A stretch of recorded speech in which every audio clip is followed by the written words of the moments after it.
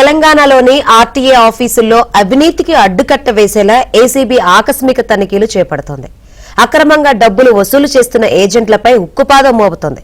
అటు పలు అంతర్రాష్ట్ర చెక్పోస్టుల్లోనూ ఏసీబీ దాడులు చేపట్టింది.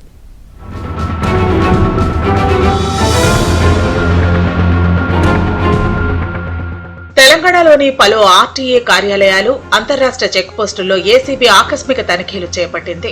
హైదరాబాద్ లోని ఉప్పల్, తిరుమలగిరి ఆర్టీఏ కార్యాలయాల్లో అధికారులు సోదాలు నిర్వహించారు. ఆఫీస్ గేట్లు మూసివేసి అందరినీ బయటకు పంపి ఏకకాలంలో సోదాలు జరిపారు. పలువురు బ్రోకర్లను అదుపులోకి తీసుకున్న అధికారులు వారి నుంచి వాహన ధృవీకరణ పత్రాలు, సెల్ ఫోన్లు స్వాధీనం చేసుకున్నారు.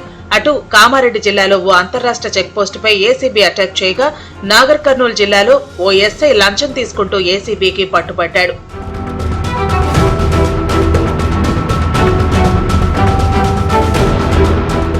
పక్కా సమాచారంతో రంగంలోకి దిగిన ఏసీబీ అధికారులు సికింద్రాబాద్ లోని ఆర్టీఏ కార్యాలయంలో 20 మంది ఏజెంట్లను అదుపులోకి తీసుకున్నారు. వారి నుంచి నగదు, పలు వాహన ధృవీకరణ పత్రాలు, ఫోన్లు, ఇతర డాక్యుమెంట్లు స్వాధీనం చేసుకున్నారు. ఆర్టీఓ సిబ్బందిపై కూడా ఆరోపణలు ఉన్న నేపథ్యంలో వారిని కూడా విచారిస్తామని ఏసీబీ డీఎస్పీ శ్రీధర్ తెలిపారు. మా టీము ఎంటర్ అయ్యి ఎవరెవరు ఏజెంట్స్ ఉన్నారు, ఏంటి ఇక్కడ ఏమేం చేస్తున్నారు అని చెప్పేసి వెరిఫై చేసి పెట్టుకున్నారు. 12:30కి సర్ప్రైజ్ గా అందరు ఏజెంట్స్ పట్టుకున్నాము. దాదాపు ఒక 20 మెంబర్స్ దొరికారు.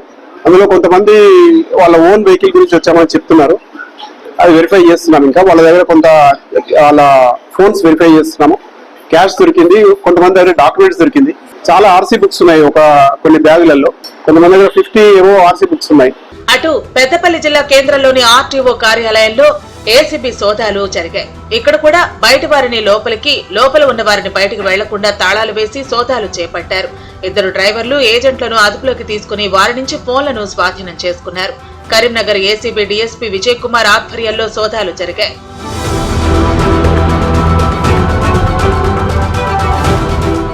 కామారెడ్డి జిల్లా మద్నూర్ మండలం సలాబత్పూర్ అంతర్రాష్ట్ర చెక్ పోస్ట్ పై కూడా ఏసీబీ అటాక్ చేసింది. ఇక్కడ 2 బయట వ్యక్తులు డ్యూటీలో ఉన్నట్లు గుర్తించిన అధికారులు వారిని అదుపులోకి తీసుకుని విచారిస్తున్నారు.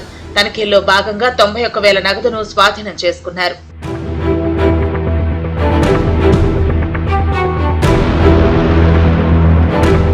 మరోవైపు నాగర్ కర్నూలు జిల్లా Kalwakurthy police station SI Ramachandar ఏసీబీకి రెడ్ హ్యాండెడ్ గా పట్టుబడ్డారు. ఓ రైతుకు చెందిన భూ వివాద పరిష్కారానికి ఎస్ఐ రామచందర్ 20,000 డిమాండ్ చేశారు. బాధితుడు ఏసీబీని ఆశ్రయించడంతో అధికారులు పథకం ప్రకారం పట్టుకున్నారు.